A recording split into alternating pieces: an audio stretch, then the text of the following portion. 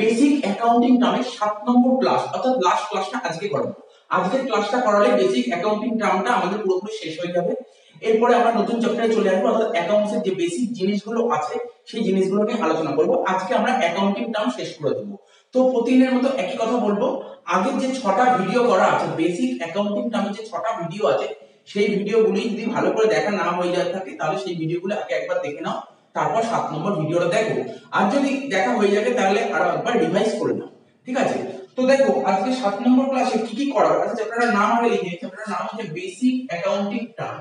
চ্যাপ্টারটার নাম কি? Basic accounting term.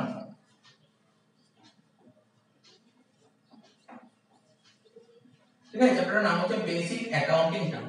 আচ্ছা, আজকে যে টপিকগুলো পড়াবো সেই টপিকগুলোর নাম লিখি। রেভিনিউ, একটা টপিক পড়াবো তোমার রেভিনিউ, ঠিক আছে? একটা টপিক পড়াবো ক্যাপিটাল, ঠিক আছে? আর একটা টপিক পড়াবো লায়াবিলিটি, ঠিক আছে? একটা পড়াবো রেভিনিউ, একটা পড়াবো ক্যাপিটাল, আর একটা পড়াবো লায়াবিলিটি। এবার তোমরা বলতে পারো স্যার রেভিনিউ ক্যাপিটাল লায়াবিলিটি আগের ক্লাসেই হয়ে গেছে, ঠিক আছে? তাহলে আবার পড়াচ্ছেন কেন? দেখো আগে যে রেভিনিউ ক্যাপিটাল লায়াবিলিটি সত্যিই হয়ে গেছে আগের ক্লাসগুলোতে, আজকে ইন ডেপথে বুঝবো, ঠিক আছে? ইন ডেপথে মানে আরো ডিটেইলসে বুঝবো, ঠিক আছে? যে জিনিসগুলো নিয়ে অনেক স্টুডেন্টের খুব প্রবলেম হয়, সেই প্রবলেমগুলো যাতে ফিউচারে না হয় তার জন্য আজকে এই কনসেপ্টগুলো নিয়ে আলোচনা করব, ঠিক আছে? তো দেখো এখানে লিখো রেভিনিউ। রেভিনিউ বলতে আমরা কি বুঝি? রেভিনিউ বলতে আমরা অ্যাকাউন্টসে রেভিনিউ রিসিপ্টস কেই বুঝি, ঠিক আছে? রেভিনিউ রিসিপ্টস কেই বুঝি। রেভিনিউ বলতে আমরা অ্যাকাউন্টসে রেভিনিউ রিসিপ্টস কেই বুঝি। আচ্ছা, আর একবার রিভাইজ করে নিই, কারণ আমরা আগের ভিডিও বা তার আগের ভিডিওতে বলেছিলাম রিসিপ্টস কে আমরা দুভাগে ভাগ করতে পারি, একটা রেভিনিউ রিসিপ্টস আর একটা ক্যাপিটাল রিসিপ্টস, ঠিক আছে? বিজনেসের ক্যাশ বক্সে টাকা আসলে তাকে রিসিপ্টস বলে। তো রেভিনিউ রিসিপ্টসটা কি বলেছিলাম? সে গুডস বেচেই হোক বা সার্ভিস। আচ্ছা, একটা একটা করে বলি। গুডস বেচে রেভিনিউ রিসিপ্টসটা কি বলেছিলাম? কারেন্ট ইয়ারে গুডস বেচাকেই বলে রেভিনিউ রিসিপ্টস। সে গুডস বেচে টাকা আসুক বা টাকা আসাটা বাকি থাকুক, মানে সেই গুডসটা আমি ক্যাশে বেচি বা পেইডে বেচি, মানে নগদে বেচি বা ধারে বেচি, গুডস বেচাকেই বলে রেভিনিউ রিসিপ্টস। আর যদি সার্ভিসের কথা বলি, সার্ভিস ধরো আমি যখন তোমাদের পড়াচ্ছি, সার্ভিস দিচ্ছি, ঠিক আছে? যে টিউশন পড়াচ্ছি, এই টিউশন পড়ানোটাকেই বলে রেভিনিউ রিসিপ্টস, ঠিক আছে? টাকা পাওয়াটাকে রেভিনিউ রিসিপ্টস বলে না, ঠিক আছে? কেউ টাকা দিয়ে দিতে পারে, কারোর টাকা পাওয়াটা, কারোর কাছ থেকে টাকা পাওয়াটা বাকিও থাকতে পারে। তো চলো জিনিসটা লিখে নিই, এটা তোমরা জানো, আর একবার লিখে দিচ্ছি। একটা গুডস, ঠিক আছে? তো গুডস এর কথাটা যদি বলি তাহলে কি লিখবো? লেখো if goods have been sold, if goods have been sold, if goods have been sold, it means revenue has been earned. It means revenue has been earned.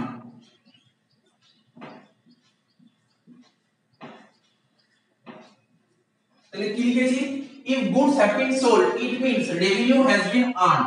এটা আন্ডারলাইন করে দিলাম গুডসটা, ঠিক আছে? ফুল স্টপ দিয়ে দেখো it does not matter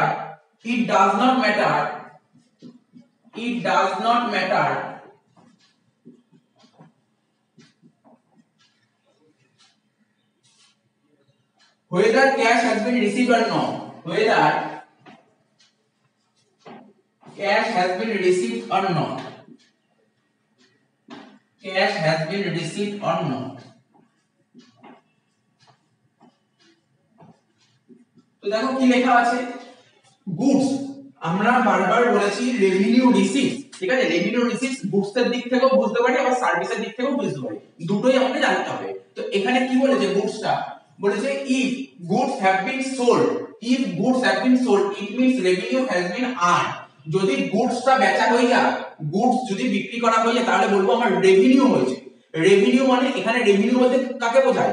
এখানে revenue বলতে ইনকামকে বোঝায়। ধরো আমার মার্কার পেনের বিজনেস, ঠিক আছে? আমাকে যদি কেউ জিজ্ঞাসা করে তোমার ইনকাম কত বা রেভিনিউ কত, বলবো যে মার্কার পেন বেচে যত টাকা পেয়েছি সেটাই রেভিনিউ বা ইনকাম, ঠিক আছে? বলছে if goods have been sold, it means revenue has been earned. Goods যদি বেচে দিই তাহলে বলবো আমার রেভিনিউ হয়েছে, ঠিক আছে? it does not matter, এটা কোনো ম্যাটার করে না whether cash has been received or not. এই যে পেন গুলো যে বেচলাম, পেন বেচে টাকা পেয়েছি কি টাকা পাইনি এটা কোনো ম্যাটার করে না। তো পেন বেচে টাকা পেলে তো ঠিক আছে, আর যে পেন বেচে টাকা না পায় নিশ্চয়ই পরে পাবো, নেক্সট ইয়ারে টাকাটা পেয়ে যাবো, ঠিক আছে? তো এবার তোমরা বললো স্যার যদি টাকাটা না পাই, টাকা না পেলে তো ব্যাড ডেট হয়, আমরা শিখিয়েছি ব্যাড ডেট জিনিসটা কি। তো কি বলেছে আবার বলে দিচ্ছি, গুডস কি, if goods have been sold it means revenue has been earn. Current ইয়ারে গুডস বেচে দেওয়াকেই বলা হয় রেভিনিউ, ঠিক আছে? কারেন্ট ইয়ারে যদি কোনো গুডস বেচে দিই তাহলে বলবো আমার রেভিনিউ হয়েছে, এটা ম্যাটার করে না আমি ক্যাশ টাকা পেয়েছি কি পাইনি। আচ্ছা, এটা গুডস এর দিক দিয়ে বলে, এবার সার্ভিসের দিক দিয়ে যদি বোঝাই, এবার যদি আমরা সার্ভিসের দিক থেকে বোঝাই, তো সার্ভিস তো তোমরা বুঝতেই পারছো যে আমরা টিউশন পড়াচ্ছি, এটা একটা সার্ভিস, ঠিক আছে? তারপর ধরো যারা লয়ার, ঠিক আছে, তাদের যে ক্লায়েন্টরা আসে সেটাও একটা সার্ভিস, তারপর কেবল লাইন কানেকশন সেটাও একটা সার্ভিস, তারপর ধরো ইন্টারনেট ওটাও একটা সার্ভিস, তারপর ফোন রিচার্জ এটাও একটা সার্ভিস, সমস্ত সার্ভিস, ঠিক আছে? সার্ভিস কি বলছে দেখো, if services has been rendered, if services has been rendered, if services has been rendered,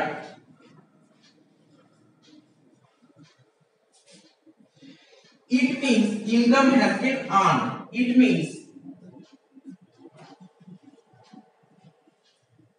income has been earned,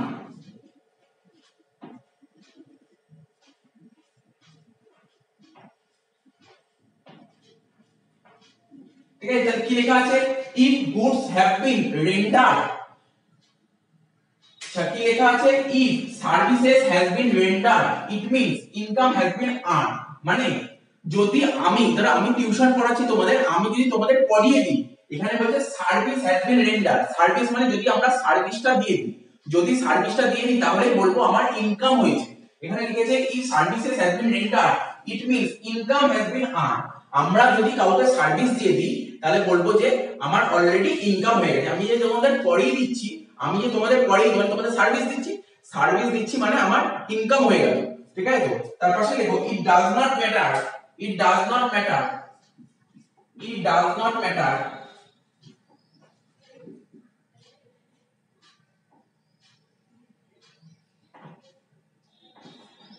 it does not matter cash has been received or not, cash has been received or not, cash has been received or not, তাহলে কি লিখলাম, সার্ভিসেসটা কি লিখলাম, if services has been rendered it means income has been earned, it does not matter cash has been received or not, ঠিক আছে? আমরা যদি কাউকে সার্ভিস দিয়ে দিই তাহলে বলবো আমার রেভিনিউ হয়েছে বা ইনকাম হয়েছে, এটা ম্যাটার করে না সেই সার্ভিসের রেসপেক্ট বা সার্ভিসের এগেইনস্টে ক্যাশ টাকা পেয়েছি কি পাইনি। তাহলে বুঝতে পারলে গুডস আর সার্ভিস আরেকবার বলে দিই, লাস্ট বার বলে দিই, রেভিনিউ বা রেভিনিউ রিসিপ্ট জিনিসটা কি, গুডস এর কথা যদি বলি, কারেন্ট ইয়ারে যদি আমরা গুডস বেচি তাকেই আমরা বলি রেভিনিউ রিসিপ্ট, ক্যাশ টাকা পেলাম কি ক্যাশ টাকা পেলাম না তাকে রেভিনিউ রিসিপ্ট বলে না। আচ্ছা, আর যদি সার্ভিসের কথা বলি, যদি আমরা কাউকে সার্ভিস দিয়ে দিই তাহলে তাকে আমরা বলবো রেভিনিউ রিসিপ্ট, ক্যাশ টাকা পেলাম কি ক্যাশ টাকা পেলাম না এটাকে রেভিনিউ রিসিপ্ট বলে না। আচ্ছা, আশা করি বুঝতে পারলে, এবার বেশ কিছু অঙ্ক করাই, এই ব্যাপারটা ক্লিয়ার হবে।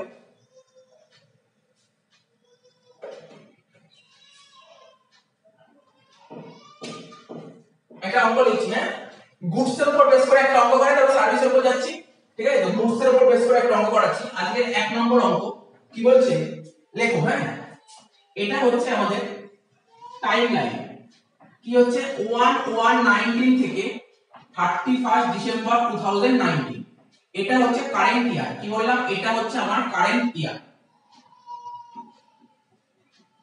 এটা হচ্ছে আমার কারেন্ট ইয়ার, বা বলতে পারো এটা আমার অ্যাকাউন্টিং ইয়ার, কারেন্ট অ্যাকাউন্টিং পিরিয়ড।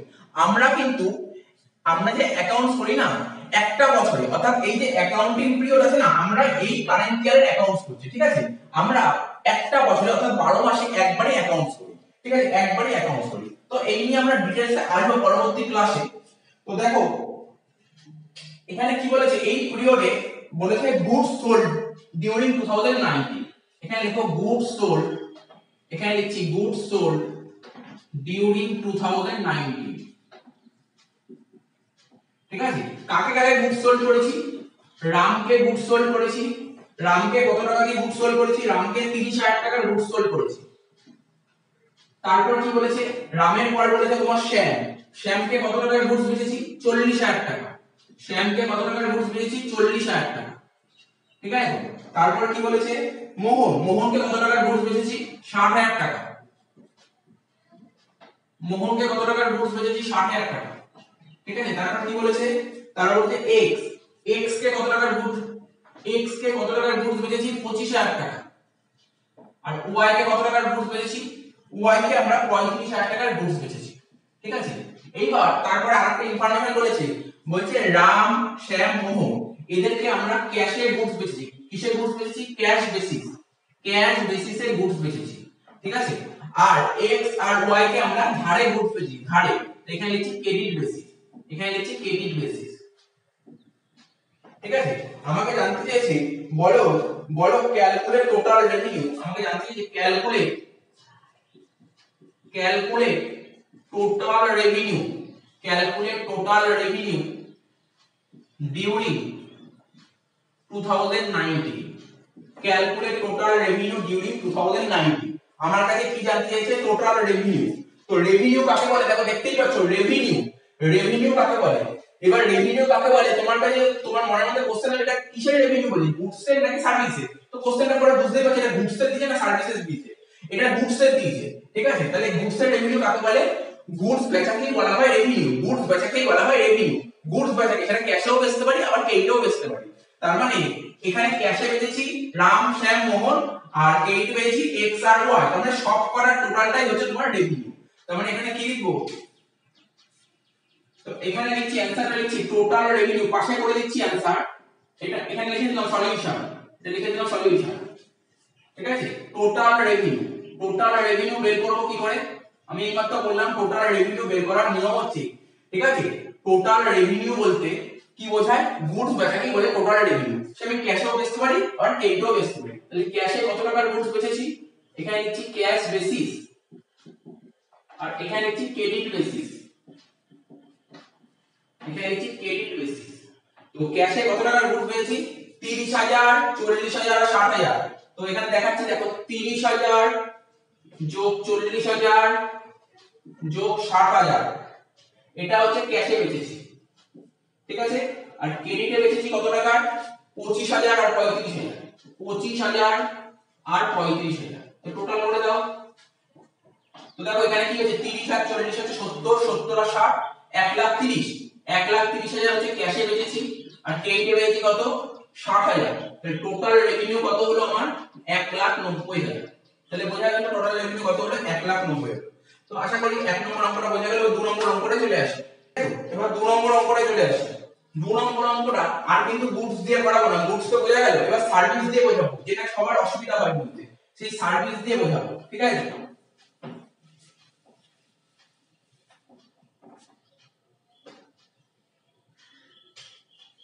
তো দেখো আজকে 2 নম্বর অঙ্ক, এবার সার্ভিস দিয়ে বোঝাচ্ছি, গুডস দিয়ে না, ঠিক আছে। তো দেখো এখানে দেখো প্রথমে আমরা কি করব, কারেন্ট অ্যাকাউন্টিং পিরিয়ড করব। এটা হচ্ছে 1/1/19 থেকে 31 ডিসেম্বর 2019, এটা হচ্ছে আমাদের কারেন্ট ইয়ার, ঠিক আছে। কি হয়েছে গল্পটা, সার্ভিস মানে আমি কেমন উদাহরণ দেবো সার্ভিসের ক্ষেত্রে, ধরো আমি আমার কথাই বলছি, আমার কাছে বিভিন্ন স্টুডেন্ট পড়তে আসে সেই উদাহরণটাই দিচ্ছি। তো সাপোজ ধরো এই বছর এটা দেখতে পাচ্ছ এটা আমাদের একটা কারেন্ট ইয়ার, এই কারেন্ট ইয়ারে আমার কাছে 4টে স্টুডেন্ট পড়তে এসেছে, এ বি সি ডি। কে কে পড়তে এসেছে, এ পড়তে এসেছে, বি পড়তে এসেছে, সি পড়তে এসেছে, ডি পড়তে এসেছে। এই বছর ধরো আমার কাছে 4জন স্টুডেন্ট পড়তে এসেছে, বলছে স্যার আমরা আপনার কাছে পড়তে চাই। ঠিক আছে, তো আমি বললাম তোমরা কোন ক্লাসে পড়ো, তোমাদের সিলেবাসটা দেখাও। তো ওরা সব দেখালো, আমি বললাম ঠিক আছে কোনো অসুবিধা নেই, আমি তোমাদের পড়াবো। তো ওরা জিজ্ঞাসা করলো স্যার আপনার কোর্স ফিটা কত, ঠিক আছে কোর্স ফি কত। তো আমি ওদের বলে দিলাম, আমি একে বললাম আমি তোমার কোর্সটা করিয়ে দেবো, 12,000 নেব, ঠিক আছে। বি কে বললাম আমি তোমার কোর্সটা করিয়ে দেবো 18,000 নেব। সি কে বললাম আমি তোমার কোর্সটা করিয়ে দেবো 20,000 নেব। আর ডি কে বললাম আমি তোমার কোর্সটা করিয়ে দেবো 25,000 নেব, ঠিক আছে। এই যে কথাগুলো বললাম যে টাকাগুলো, এটাকে কি বলে, এটা হচ্ছে টিউশন ফিস, বুঝতেই পারছো এগুলো কি টিউশন ফিস, ঠিক আছে। আর এই টিউশন ফিসের কথাটা যে বললাম না, এটা কিন্তু 1 বছরের কথা বললাম, ঠিক আছে। যে টিউশন ফিস এগুলো যে 1 বছরের কথা বললাম, তার মানে কি বললাম, এই বছর আমার কাছে 4জন স্টুডেন্ট পড়ার জন্য এসেছে, আমি বললাম পড়াবো। এ কে বললাম তোমার কোর্সটা করাতে 12,000 টাকা নেবো, বি কে বললাম তোমার কোর্সটা করাতে 18,000 টাকা নেবো, সি কে বললাম তোমার কোর্সটা করাতে 20,000 টাকা নেবো, ডি কে বললাম তোমার কোর্সটা করাতে 25,000 টাকা নেবো। তো ঠিক আছে, এইবার এইবার কি হয়েছে, ওদের বললাম এই টাকা নেবো, তারপরে কি বলেছে সার্ভিস রেন্ডার, ঠিক আছে, সার্ভিস রেন্ডার সব বলে দিচ্ছি, মানে সার্ভিস রেন্ডার, তাহলে এখানে লিখছি A B C D. Service render মানে ধরো আমি এ কে পড়িয়ে দিয়েছি, সার্ভিস রেন্ডার মানে সার্ভিস দিয়ে দিয়েছি, সার্ভিস রেন্ডার মানে সার্ভিস দিয়ে দিয়েছি, আমি এ কে পড়িয়ে দিয়েছি, বি কে পড়িয়ে দিয়েছি, সি কে পড়িয়েছি, ডি কে পড়িয়েছি। এবার যেহেতু এ বি সি কে পড়ানো হয়ে গেল, তো পড়ানো হয়ে গেল মানে ওদের কাছে টাকা চাবো, এবার সময় এসে ওদের থেকে টাকা চাবো, ঠিক আছে। টাকা চাওয়াটা কি বলবো, ক্যাশ রিসিট, ঠিক আছে। তো ওদেরকে পড়াইছি নিশ্চয়ই, ওদেরকে যে পড়াইছি পড়ানোর পর তো নিশ্চয়ই ওদের থেকে একটা ফিস নেব, তো হচ্ছে ক্যাশ রিসিভ করেছি, এ থেকে টাকা পেয়ে গেছি, এ কে পড়াইছি টাকা দিয়ে দিয়েছে, বি কে পড়াইছি বি টাকা দিয়ে দিয়েছে, সি কে পড়াইছি সি টাকা দিয়ে দিয়েছে, ডি কে পড়াইছি ডি টাকা দিয়েছে। এইবার যদি আমি তোমাদের জিজ্ঞাসা করি বলো দেখি এই অঙ্কটা এবার টোটাল রেভিনিউ কত, এবার তোমরা বলবে, তোমরা নিশ্চয়ই বুঝতে পারছো আমি বারবার বলেছি রেভিনিউ দুদিক থেকে হয়, একটা গুডস আর একটা সার্ভিস। এটা কিসের অঙ্ক, এটা গুডস না সার্ভিস, এটা সার্ভিস। তো সার্ভিসের ক্ষেত্রে রেভিনিউ কি করে বেরোয়, সার্ভিসের ক্ষেত্রে সার্ভিস দিয়ে দিলে তাকে বলে রেভিনিউ, ঠিক আছে, সার্ভিস দিয়ে দিলে তাকে বলে রেভিনিউ। দেখো এখানে লেখা আছে if services has been rendered, যদি সার্ভিসটা দিয়ে দিই it means income has been earn, service দিয়ে দিলেই বলবো আমার ইনকাম হয়েছে। তার মানে এখানে কাকে আগে সার্ভিস দিয়েছি, এ কে সার্ভিস দিয়েছি, বি কে সার্ভিস দিয়েছি, সি কে সার্ভিস দিয়েছি, ডি কে সার্ভিস দিয়েছি, চারজনকে সার্ভিস দিয়েছি। তার মানে চারজনকে সার্ভিস দিয়ে দিচ্ছি, তার মানে আমার ইনকাম কত, আমাকে যদি কেউ জিজ্ঞাসা করে আমার ইনকাম কত বা রেভিনিউ, ইনকাম বা রেভিনিউ কত কি বলবো, ইনকাম বা রেভিনিউ যাই জিজ্ঞাসা করো আমি কি आंसर দেব, আমি বলবো এই যে 12,000, ঠিক আছে, এ কে 12,000 টাকা পড়িয়েছি, বি কে 18,000 টাকা পড়িয়েছি, সি কে 20,000 টাকা পড়িয়েছি, আর ডি কে 25,000 টাকা পড়িয়েছি। তাহলে টোটাল এই বছর কত টাকা পড়িয়েছি, 12 আর 18 30, 30 আর 20 50 আর 25 55,000 টাকা, ঠিক আছে। তো তার মানে এই বছর আমার ইনকাম হয়েছে কত, 55,000 টাকা। তার বদলে আমি কত টাকা পেয়েছি, টাকা পেয়েছি কত, টিউশন ফিস কত পেয়েছি, ক্যাশ রিসিভ। দেখো আমাকে এ কে পড়েছি এ টাকা দিয়ে দিয়েছে, বি কে পড়েছি বি টাকা দিয়েছে, সি কে পড়েছি সি টাকা দিয়েছে, ডি কে পড়েছি ডি টাকা দিয়েছে, আমি 55,000 টাকায় পেয়ে গেছি। মানে আমি 55,000 টাকা পড়িয়েছি, ঠিক আছে, 55,000 টাকা পড়িয়েছি, তার বদলে 55,000 টাকা পেয়ে গেছি। তো অসুবিধা হয়নি, কোনো ঝামেলা নেই। তো আশা করি এই পার্টটা বুঝতে পারলে, এর পরের অঙ্কটা করলে আরো ক্লিয়ার হবে, ঠিক আছে। তা সুতরাং তোমাদের মাথায় রাখতে হবে রেভিনিউ জিনিসটা কি। যদি সার্ভিসের কথা বলি, সার্ভিস দিয়ে দিলে তাকে বলে রেভিনিউ। কত টাকা পেয়েছি, এখানে কিন্তু টাকা পাওয়াটাকে রেভিনিউ বলে না, টাকা পাওয়াটাকে রেভিনিউ বলে না, সার্ভিস দেওয়াটাকে বলে রেভিনিউ। তো আশা করি এই অঙ্কটা বুঝতে পারলে। এরপরে আমরা 3 নম্বর অঙ্ক চলে যাব। আচ্ছা এখানে না কাউন্টিং এ গণনা করে, কাউন্টিংটা গণনা করে 12 আর 18 হচ্ছে 30, 30 আর 50 আর 25 75,000 টাকা হবে, এটা হবে 75,000 টাকা, 55,000 টাকা হবে না, এটা হবে 75,000 টাকা, ঠিক আছে। তো এটা কাউন্টিং এ গন্ডগোল হয়েছে। তো বুঝতে পেরেছো, আমরা পড়িয়েছি এ বি সি ডি, চারজনকে পড়িয়েছি, চারজনের টোটাল কত হলো দেখলাম 75,000 টাকা, ঠিক আছে। তো আচ্ছা তার বদলে পেয়েছি কত, কত টাকা পেয়েছি, এ বি সি চারজন থেকে টাকা পেয়েছি কত, 75,000 টাকা। এটা নিয়ে কোনো ঝামেলা হয়নি। এরপরে 3 নম্বর অঙ্কটা করলে বুঝতে পারবে কি ঝামেলা হয়েছে। আচ্ছা 3 নম্বর অঙ্কটা দেখো, একটু বড় করে দাগটা টানছি। এটা আছে 1/1/19 থেকে 31 ডিসেম্বর 2019, ঠিক আছে। তো এই বছর কি হয়েছে, এই বছর আমার কাছে 5 জন স্টুডেন্ট পড়তেছে, ঠিক আছে, 5 জন। এখানে হচ্ছে এ, এটা হচ্ছে বি, হচ্ছে সি, এটা হচ্ছে ডি, এটা হচ্ছে ই। এই বছর আমাদের 5 জন স্টুডেন্ট পড়তে এসেছে, ঠিক আছে, 5 জন স্টুডেন্ট এ বি সি ডি ই, ঠিক আছে। ওরা ওদের কোর্স দেখালো, আমরা তোমাদের কোর্সটা করিয়ে দেবো, অর্থাৎ সিলেবাস দেখালো, করিয়ে দেবো। এবার ওরা জিজ্ঞাসা করলো স্যার আপনার ফিসটা কত। তো আমি এ কে বলেছি তোমার কোর্সটা কমপ্লিট করে দেবো, তোমার থেকে আমি 10,000 টাকা নেব, ঠিক আছে। বি কে বলেছি তোমার কোর্সটা করিয়ে দেবো, তোমার থেকে আমি 15,000 টাকা নেব। সি কে বলেছি আমি তোমার কোর্সটা করিয়ে দেবো, তোমার থেকে 20,000 টাকা নেব। ডি কে বলেছি আমি তোমার কোর্সটা করিয়ে দেবো, তোমার থেকে 25,000 টাকা নেব। আর ই কে বলেছি আমি তোমাকে কোর্সটা করিয়ে দেবো, তোমার থেকে আমি 12,000 টাকা নেব। তার মানে বুঝতে পারলে কি কি হলো, কি কি হয়েছে আসলে বুঝতে পারলে যে এই বছরে আমার কাছে 5 জন স্টুডেন্ট পড়তে এসেছে, আমি বলেছি তোমাদের করিয়ে দেব। এ কে বলেছি তোমার কোর্সটা কমপ্লিট করাতে 10,000 টাকা নেব, বি কে বলেছি তোমার কোর্সটা করাতে 15,000 টাকা নেব, সি কে বলেছি তোমার কোর্সটা করাতে 20,000 টাকা নেব, ডি কে বলেছি তোমার কোর্সটা করাতে 25,000 টাকা নেব, এবং ই কে বলেছি তোমার কোর্সটা করাতে 12,000 টাকা নেব। এইবার শুধু এই তো আমার কথা হয়েছিল, এইবার তো ওদের পড়াতে হবে, এইবার তো সারা বছর তো ওদের পড়াতে হবে। দেখা যায় কাকে কাকে পড়িয়েছি, এখানে লিখছি সার্ভিস, এখানে লিখছি সার্ভিস রেন্ডার, সার্ভিস রেন্ডার, ঠিক আছে, এখানে লিখছি সার্ভিস রেন্ডার। আমি এ কে পড়িয়েছি, এ কে পড়িয়ে দিয়েছি, বি কে পড়িয়েছি, সি কে পড়িয়েছি, ডি কে পড়িয়েছি, ই কে পড়িয়েছি, পাঁচজনকেই পড়িয়ে দিয়েছি। তো পাঁচজনকেই পড়িয়ে দিচ্ছি। এবার যদি আমাকে যদি কেউ জিজ্ঞাসা করে আমি কি বলেছিলাম ইনকাম কাকে বলে, ইনকাম বা রেভিনিউ কাকে বলে, সার্ভিসের কথা বলছি, আমি সার্ভিসের কথা বলছি, সার্ভিস করাচ্ছি তো সার্ভিসের কথাই বলবো, গুডস আর এখন আমি বলছি না, সার্ভিসের কথা বলছি। তো ইনকাম কাকে বলে, স্টুডেন্টকে পড়িয়ে দেওয়াকে ইনকাম বলে। স্টুডেন্ট থেকে টাকা পাওয়াটাকে কিন্তু ইনকাম বলে না। স্টুডেন্ট কত টাকা দিল বা কত টাকা দিতে পারলো ওটাকে ইনকাম বলে না। ইনকাম কাকে বলে, ইনকাম হচ্ছে, ইনকাম কাকে বলে, স্টুডেন্টকে পড়ানোকেই ইনকাম বলে, অর্থাৎ সার্ভিস দেওয়াকেই বলা হয় ইনকাম। ঠিক আছে, আমি যে তোমাদের পড়িয়ে দিচ্ছি এই পড়ানোটাকেই বলছে ইনকাম। ঠিক আছে, তো কি বলছে তাহলে কাকে পড়েছি, এ কে পড়েছি, বি কে পড়েছি, সি কে পড়েছি, ডি কে পড়েছি, ই কে পড়েছি। তার মানে আমার ইনকামটা কত হয়েছে, এখানটা লিখছি, নিচে লিখছি সার্ভিস রেন্ডার। ঠিক আছে, সার্ভিস রেন্ডার, সার্ভিস দিয়ে দিলে তাকে বলে ইনকাম। তাহলে কত টাকা সার্ভিস দিয়েছি, মানে কত টাকা সার্ভিস দিয়েছি, যত টাকা সার্ভিস দিয়েছি সেটাই আমার ইনকাম। আর ইনকামটাকে বলা হয়, এই ইনকামটাকে আমরা কি বলতে পারি, টোটাল রেভিনিউ। এই ইনকামটাকে আমরা বলতে পারি টোটাল রেভিনিউ। কি বললাম, টোটাল রেভিনিউ। তো টোটাল রেভিনিউ কত হচ্ছে, যোগ করো 10 আর 15 কত 25। এখানে দেখিয়েছি 10,000 যোগ 15,000 যোগ 20,000 যোগ 25,000 যোগ 12,000। 10 আর 15 25, 25 আর 20 45, 45 আর 25 কত হয়, 45 আর 50 আর 70, 70 আর 12 82,000 টাকা। তার মানে আমি কত টাকা স্টুডেন্ট পড়িয়েছি, এই বছর আমি 82,000 টাকা পড়িয়েছি, মানে আমার ইনকাম হয়েছে 82,000 টাকা।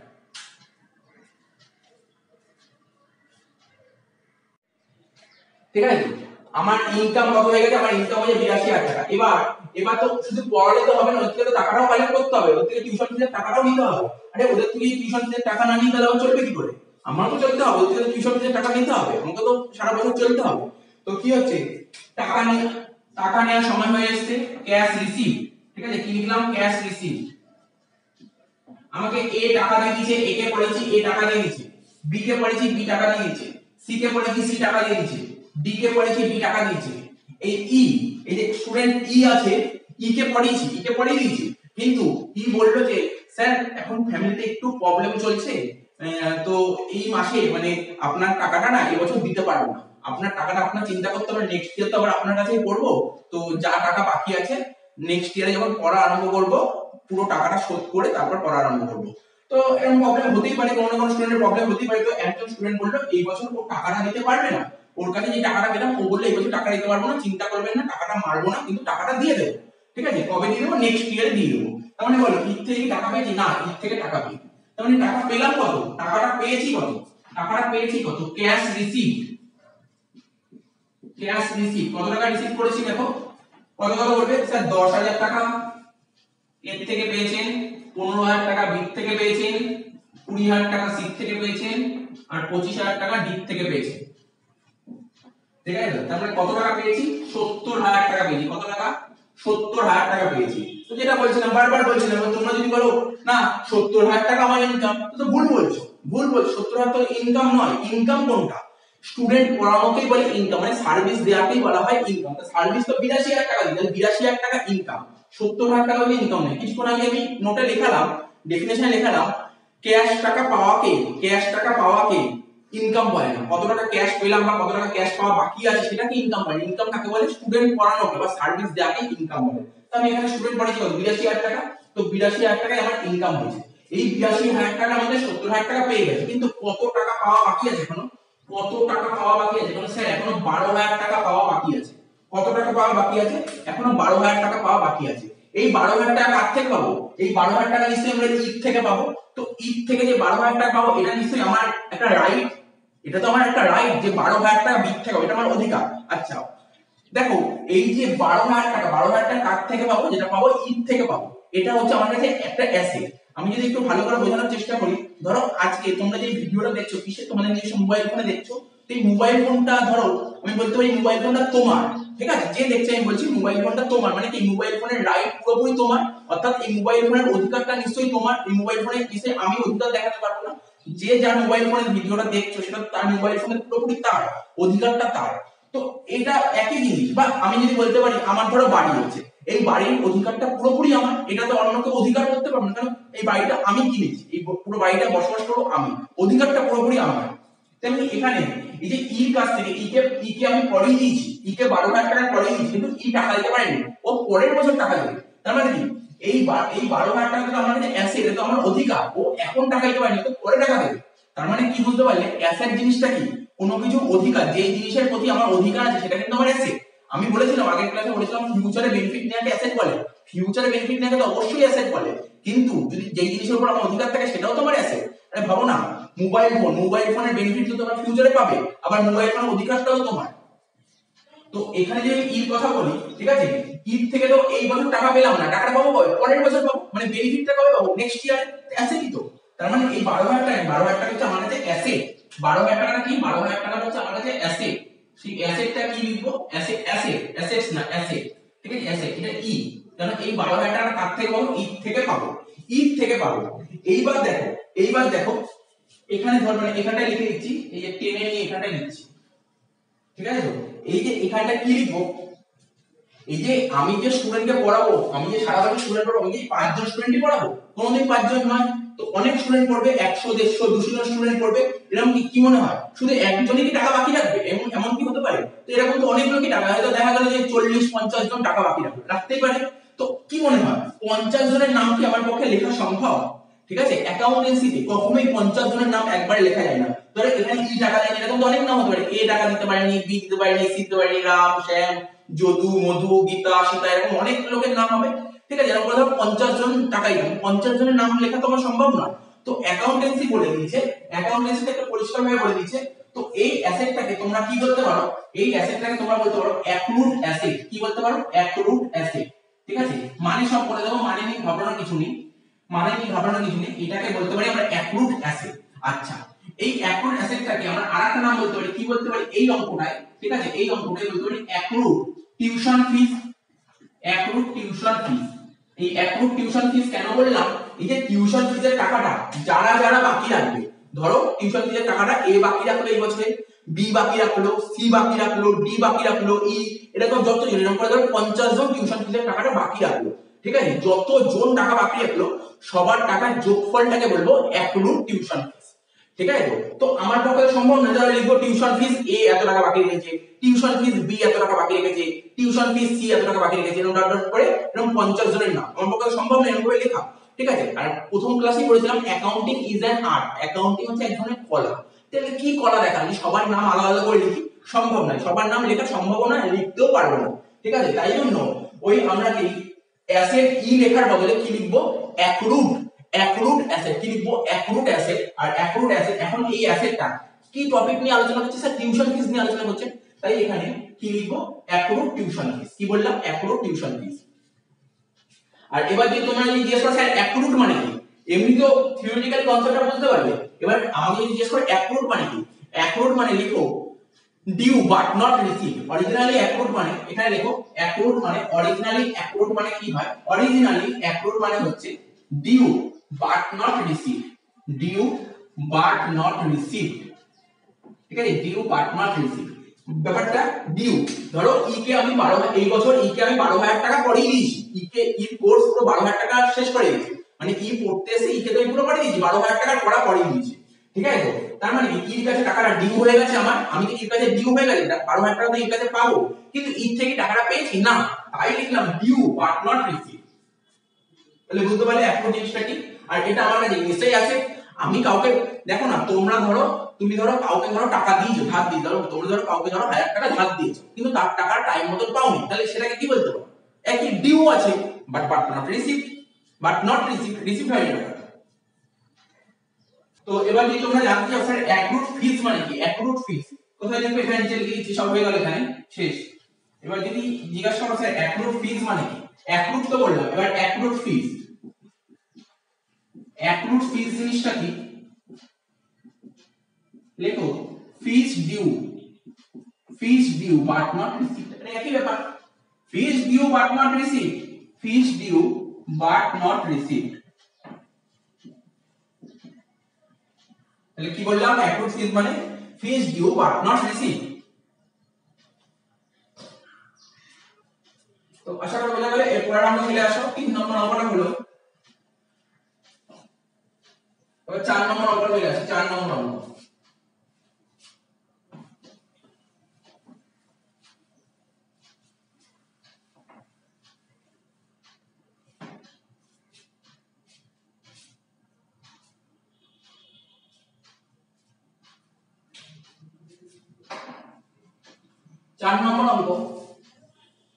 এটা হচ্ছে আমার একটা অ্যাকাউন্টিং ইয়ার বলতে পারো, কারেন্ট ইয়ার। এটা আমার কারেন্ট ইয়ার 1/1/19 থেকে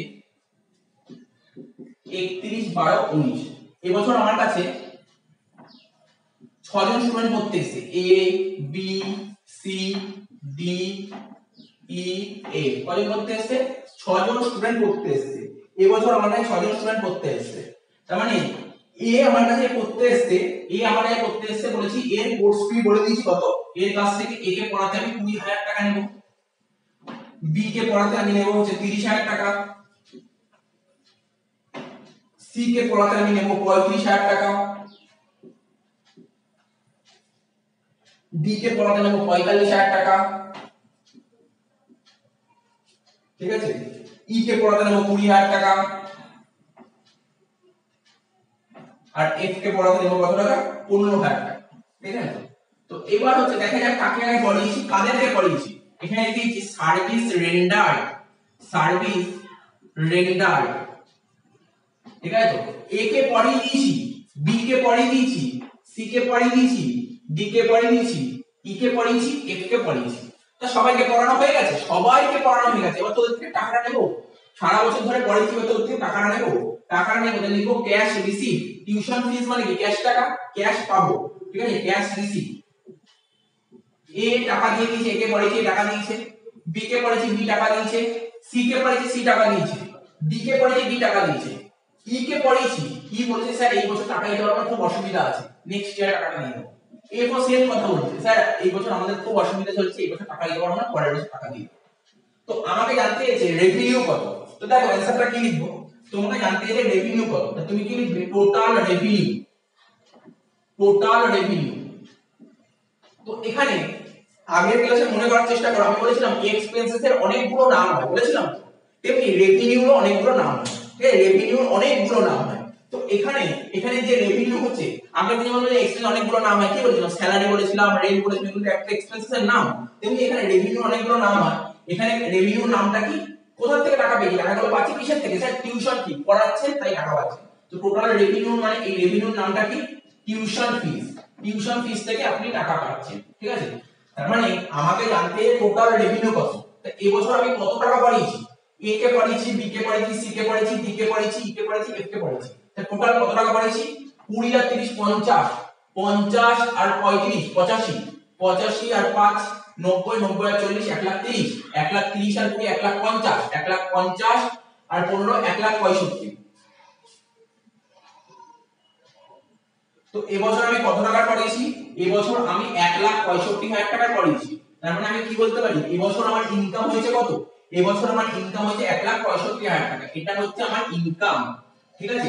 বারবার বলছি টাকা পাওয়াকে ইনকাম বলে না, স্টুডেন্ট পড়ানোকে ইনকাম বলে। এবার দেখা যাক কত টাকা পেয়েছি, পেয়েছি হচ্ছে 20,000 টাকা পেয়েছি, মানে এর থেকে টাকা পেয়েছি, বি থেকে টাকা পেয়েছি, সি থেকে পেয়েছি, ডি থেকে পেয়েছি। তাহলে এর থেকে 20,000 টাকা পেয়েছি, বি থেকে 30,000 টাকা মানে 50,000 টাকা পেয়েছি, সি থেকে 35 মানে 85,000 টাকা, 85 আর 5 90 হচ্ছে 1,30,000, মানে এবছর আমি কত টাকা পেয়েছি? 1,30,000 টাকা পেয়েছি। 1,65,000 টাকা পরে 1,30,000 টাকা পেয়েছি। তাহলে কত টাকা পাইনি আমি এবছর? কত টাকা পাইনি এবছর? আমরা 35,000 টাকা পাইনি, 35,000 টাকা পাইনি। আচ্ছা এই 35,000 টাকা এবছর পাইনি, পেয়ে যাবো তো টাকাটা? টাকাটা তো পেয়ে যাবো, এই বছর পাইনি তো পরের বছর পেয়ে যাবো। তাহলে এই পরের বছর টাকাটা পেয়ে যাবো, নিশ্চয়ই তার রাইটটা পুরোপুরি আমার, টাকাটা আমি পাবো। বলতে পারি যে 35,000 টাকা পুরোপুরি আমার টাকা, আরে স্টুডেন্টটাকে পড়িয়েছি আমি, পুরো খেটেছি আমি ওর পেছনে, তাই টাকাটা যে পড়ানোর পর টাকাটা তো আমি পাবো না, তাই টাকাটা রাইট কার উপর? রাইটটা পুরো আমার অধিকারটা আমার তো এটা আমার অ্যাসেট, এই 35,000 টাকাটা অ্যাসেট, ঠিক আছে তো? তো এই টাকাটা কার কাছ থেকে পাবো? এই টাকাটা আমরা পাবো ই থেকে আর এফ এর থেকে, ঠিক আছে? তো এই অ্যাসেটটাকে আমরা কি বলতে পারি? কিছুক্ষণ আগেই বললাম স্যার এই অ্যাসেটটাকে আপনি বলতে পারেন অ্যাক্রুড অ্যাসেট, ঠিক আছে? বা আর একটু ভালো নাম যদি দিই accrued tuition fees. Accrued tuition fees কত টাকা? 35,000 টাকা। অ্যাক্রুড টিউশন ফিস কত বলতে পারি? 35,000 টাকা। এই অ্যাক্রুড টিউশন ফিস কি রিপ্রেজেন্ট করছে? রিপ্রেজেন্ট করছে যে ই থেকে এবং এফ এর থেকে টাকাটা পাবো 35,000 টাকা। এটা হচ্ছে অ্যাক্রুড টিউশন ফিস। তো আশা করি বুঝতে পারছো। আচ্ছা এটা হলো, এরপর আমরা কোনো 5 নম্বর অঙ্ক। এবার 5 নম্বর অঙ্কটা করব।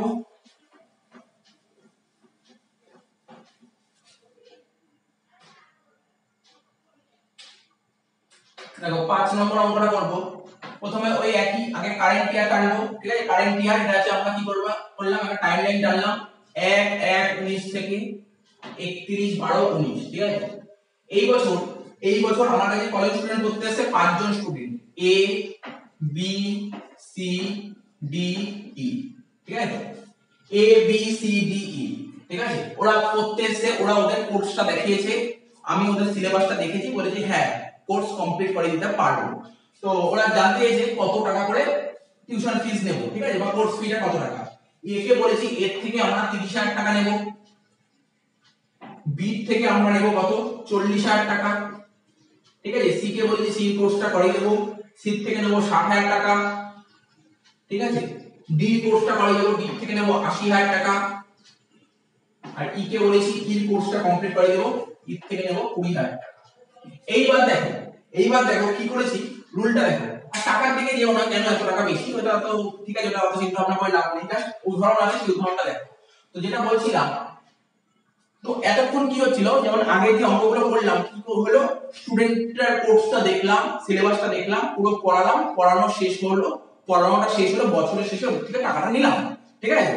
আর এখানে কি দেখতে পাচ্ছ, এখানে কি হচ্ছে, এ বি সি ডি ই 5 জন পড়তে এসেছে, ওদের কোর্স দেখেছি, সিলেবাস দেখেছি, বলেছি হ্যাঁ তোমাদের পড়িয়ে দেবো। কিন্তু ওদের একটা কথা বলেছে, ওদের তো টাকা বলেছি, কার থেকে কত টাকা নেবো। তো ওদের আমি একটা কথা পরিষ্কারভাবে বলে দিয়েছি, বলছে কোনো গ্যারান্টি নেই যে তোমরা পড়ে চলে যাবে, তারপর মাইনে তো নাও দিতে পারো, ঠিক আছে? মাইনে নাও দিতে পারো। তো আমি অনেক অভিজ্ঞতা হয়েছে, অনেক এক্সপেরিয়েন্স হয়েছে, তোমরা মাইনে দেবে কি দেবে না আমি অতটা ঠিক জানি না, কেউ দিয়ে দেবে কেউ দেবে না, তো আমি অত চিন্তা ভাবনা করে লাভ নেই। আমি অ্যাডভান্স মাইনে নিই, আমি এই বছর থেকে ঠিক করেছি অ্যাডভান্স মাইনে নেব, অ্যাডভান্স, ঠিক আছে? অ্যাডভান্স মাইনে নেব। তো দেখো, তো ওদের পরিষ্কারভাবে বলে দিয়েছি আমাকে অ্যাডভান্স দিতে হবে, অ্যাডভান্স দিলেই পড়াবো, না হলে পড়াবো না। যে অ্যাডভান্স দেবে তাকেই পড়াবো, আর যে অ্যাডভান্স দেবে না তাকে আমি পড়াবো না, ঠিক আছে? তো সুতরাং অ্যাডভান্সের কথা, তো প্রথমেই আমি টাকা নিয়ে নিয়েছি, প্রথমেই আমি ওদের থেকে টাকাটা নিয়ে নিয়েছি। কি বললাম? প্রথমেই আমি কিন্তু টাকা নিয়ে নিয়েছি, মাথায় রাখবে। কারণ আমি জানি না, সবাই তো আর ভালো স্টুডেন্ট হয় না, সবাই তো ভালো হয় না। তো কি হয়, সবাই টাকা দেয় না, অনেকে পড়াশোনা কমপ্লিট করে কি হয়, ছেড়ে চলে যায়, ঠিক আছে? পড়া কমপ্লিট করে ছেড়ে চলে যায়, মাইনেপত্র মেরে দেয়, ঠিক আছে? টাকা দেয় না, সেই জন্য টিচাররা কি করে, ঠিক তো এই জন্য ওরা অ্যাডভান্স নিয়ে নিয়েছে, ঠিক আছে? তো কি করেছে, আমি চিন্তা ভাবনা করলাম, অনেক দিন ধরে দেখছি, অভিজ্ঞতা হতে হতে তো আমি অ্যাডভান্স নেওয়া শুরু করলাম। তো ও টাকা অ্যাডভান্স দিয়ে দিয়েছে, পড়ার আগে তো 30,000 টাকা অ্যাডভান্স পেমেন্ট করে দিয়েছে, বি অ্যাডভান্স দিয়ে দিয়েছে 40,000 টাকা দিয়ে দিয়েছে, সি 60,000 টাকা অ্যাডভান্স দিয়ে দিয়েছে, ডি 80,000 টাকা অ্যাডভান্স দিয়ে দিয়েছে, ই 20,000 টাকা, সবাই অ্যাডভান্স দিয়ে দিয়েছে। আচ্ছা এখানে দাগ কেটে দিই যদি বলতে অসুবিধা না হয়, সবাই অ্যাডভান্স টাকা দিয়ে দিয়েছে। এইবার তোদের পড়াতে হবে, অ্যাডভান্স নিয়ে নিয়েছি, এবার তোদের পড়াতে হবে, ঠিক আছে? এবার অ্যাডভান্স নেওয়ার পর ওদের টাইম দিয়ে দিয়েছি, এই দিন থেকে তোমরা পড়তে আসবে, ঠিক আছে? পড়তে আসবে।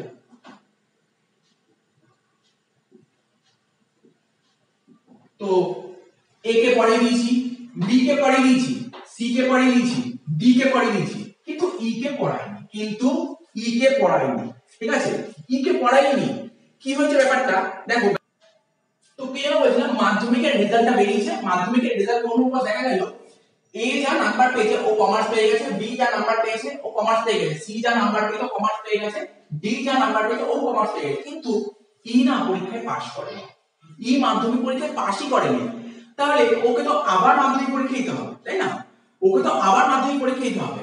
তো মাধ্যমিক পরীক্ষা পরের বার দেবে, ঠিক আছে? পরের বার পরীক্ষা দেবে, তারপর তো 11 এ উঠবে। তাহলে ই তো আর 11 এ ভর্তি হতে পারেনি, কিন্তু ই থেকে কি করেছি, ই তো আমাকে অ্যাডভান্স পেমেন্ট করে গেছে। এবার ই আমার কাছে এসে বলছে স্যার আমি তো মাধ্যমিক পাস করতে পারলাম না, তো আমি তো আপনাকে করতে পারছি না, আপনি কাজ করুন, আমি যে অ্যাডভান্স দিয়ে গেছি সেই টাকাটা ফেরত দিয়ে দিন। আমি বললাম দেখো তুমি যে টাকাটা দিয়ে গেছো লক্ষ্মী একবার পকেটে ঢুকে গেলে পকেট থেকে আর বেরোয় না।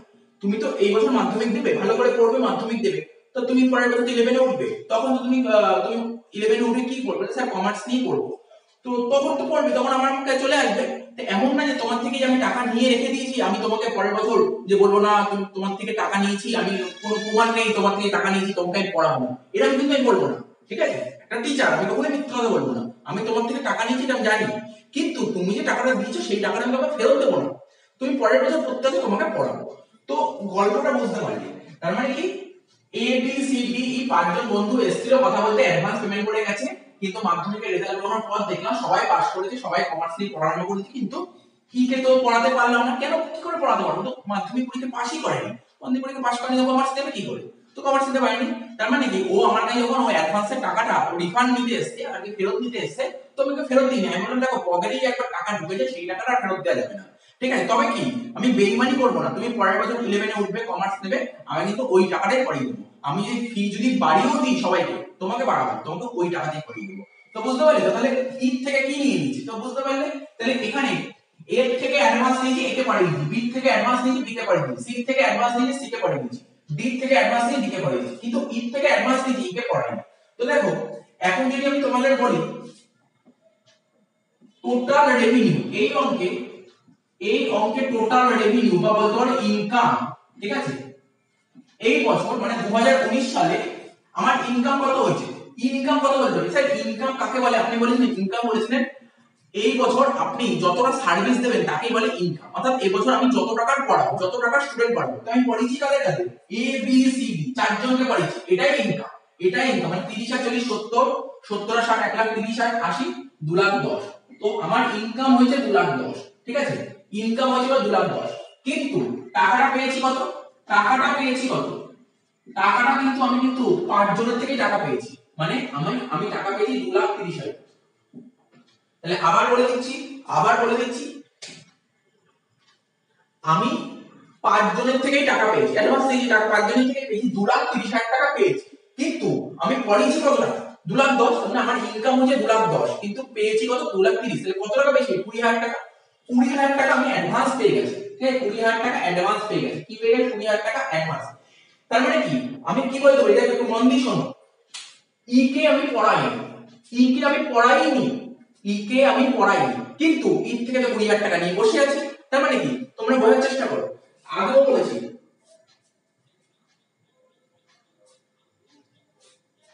ই কে তো এখনো সার্ভিস দিইনি, অথচ তার থেকে টাকা নিয়ে বসে আছে, তার মানে কি ই কে আমার সার্ভিস দিতে হবে, এটা তো আমার অব্লিগেশন, এটা আমার দায়, রেসপন্সিবিলিটি। আবার বলছি মন দিয়ে শোনো, এই যে এ বি সি ডি ই 5 জনের থেকে টাকা নিয়েছি, তার মধ্যে আমি 4 জনকে পড়িয়েছি, একজন মানে ই কে পড়াতে পারিনি, তাই তো, ই কে পড়াতে পারিনি, অথচ ই থেকে অ্যাডভান্স নিয়ে বসে আছে, তার মধ্যে আমার একটা লাইবিলিটি, আমার একটা দায়, আমার একটা অব্লিগেশন তৈরি হয়ে যায়, ই কে পড়াতে হবে, তাই তো, এটা তোমার একটা দায়। তার মানে এই যে 20,000 টাকা, এটা তো আমার কাছে একটা দায়, দায়টাকে কি বলে, লাইবিলিটি। কাকে পড়াতে হবে, ই কে পড়াতে হবে, এটা তো আমার একটা লাইবিলিটি।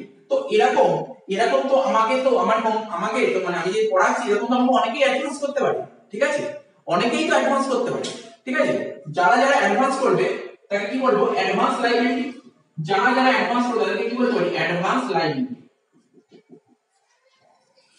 ঠিক আছে, বা এটাকে আমরা বলতে পারি অ্যাডভান্স, কি বলতে পারি, অ্যাডভান্স টিউশন ফিস,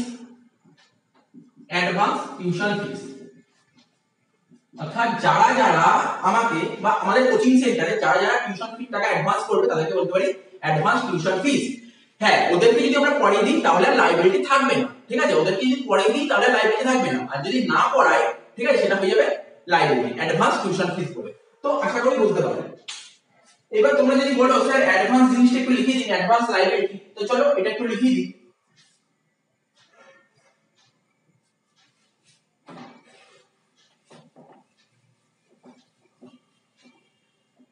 লিখবো, হ্যাঁ, দেখো অ্যাডভান্স রেভিনিউ বা ইনকাম, কি লিখবে, অ্যাডভান্স ইনকাম জিনিসটা কি, অ্যাডভান্স ইনকাম জিনিসটা কি, দেখো it means revenue received in advance, it means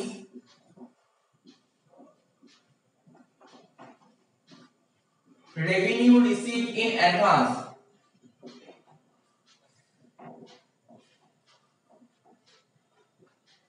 It means revenue received in advance. It means revenue received in advance. Full stop. It means till now services have not been rendered. It means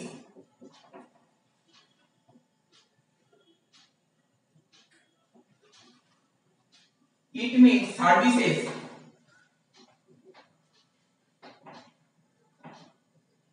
have not been rendered. Have not been rendered.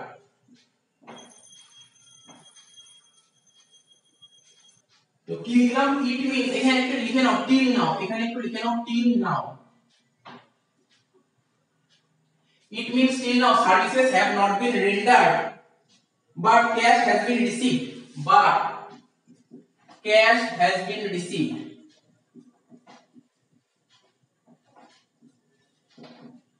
But cash has been received. It will be treated as obligation. It will be treated as obligation. ঠিক আছে, obligation কে আমরা বলি liability. অব্লিগেশনের আরেকটা নাম হচ্ছে liability. For the farm,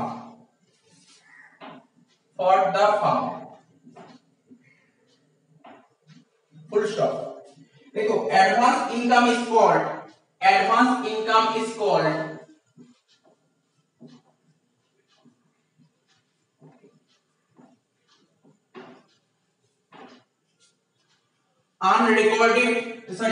unearned income। ঠিক আছে, তো দেখো কি লেখা আছে, বলছে যে অ্যাডভান্স ইনকাম কি বলছে, it means revenue received in advance. Advance income কাকে বলে? অ্যাডভান্স ইনকাম মানে ধরো কোন স্টুডেন্টের থেকে টিউশন ফি টাকাটা যদি অ্যাডভান্স নিই, তাকে তো বলে অ্যাডভান্স ইনকাম। বলছে অ্যাডভান্স ইনকাম মানে হচ্ছে revenue received in advance. Revenue টাকাটা যদি অ্যাডভান্স পেয়ে যায়, রেভিনিউ কি টিউশন ফি রেভিনিউ টাকাটা যদি আমরা অ্যাডভান্স পেয়ে যাই তখন তাকে বলে অ্যাডভান্স ইনকাম। ইট মিন্স এর মানে কি হচ্ছে, till now এখনো পর্যন্ত services have not been rendered but cash has been received. এখনো পর্যন্ত ই উদাহরণ যদি বলি, ই কে তো এখনো পর্যন্ত পড়াইনি, ই কে তো এখনো পর্যন্ত সার্ভিস দিইনি, অতএব তার থেকে টাকা নিয়ে নিয়েছি। ঠিক আছে, it will be treated as obligation, এটা আমার কাছে একটা লাইবিলিটি, এটা আমাদের দায়। ই কে তো আমি এখনো পড়াতেই পারিনি, ওকে তো পড়াতে হবে, যতদিন না পড়াতে পারবো ততদিন আমার মাথায় একটা হেডেক থাকবে, কারণ ওর থেকে টাকাটা নিয়ে বসে আছি। যেমন দেখো না, আমরা যদি কারোর থেকে টাকা ধার নিই, যতদিন না পর্যন্ত টাকাটা শোধ করতে পারি আমাদের মাথায় একটা হেডেক থাকে, না টাকাটা শোধ করতে হবে, এটাকে বলে দায়, অব্লিগেশন। ঠিক আছে, বা রেসপন্সিবিলিটি বলতে হবে। Advance income is called unearned income. Advance income মানে ওই ধরো ঈদ থেকে টিউশন ফির টাকাটা আমি অ্যাডভান্স নিয়ে নিই, ওটা কি আমার ইনকাম?